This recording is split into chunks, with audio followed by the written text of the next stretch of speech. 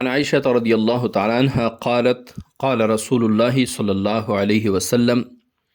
لا ينبغي لقوم فيهم ابو بکر ان یؤمہم غیرہ۔ مشکاة شریف کی حدیث نمبر 6029 ہے۔ باب مناقب ابی بکر رضی اللہ تعالیٰ عنہ چل رہی ہے۔ حضرت عائشہ رضی اللہ تعالیٰ عنہ فرماتی ہیں کہ رسول اللہ صلی اللہ علیہ وسلم نے فرمایا لا ينبغی لقوم، مناسب نہیں ہے کسی قوم کے لیے، موضوع نہیں ہے کسی قوم کے لیے،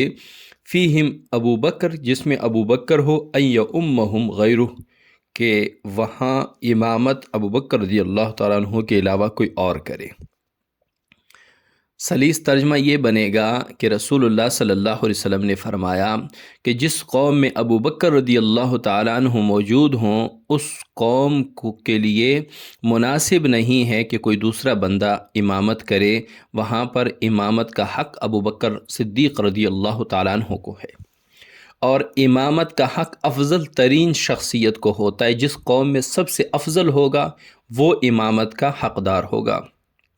تو گویا کہ بالفاظ دیگر آپ صلی اللہ علیہ وسلم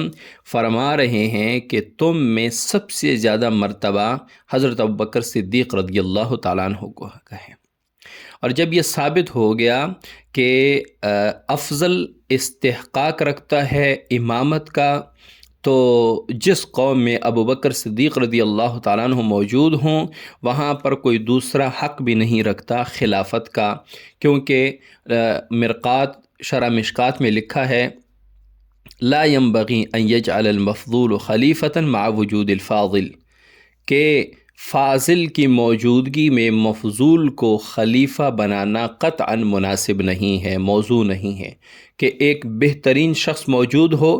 اور آپ اس سے کم مرتبے والے شخص کو خلیفہ بنا دیں۔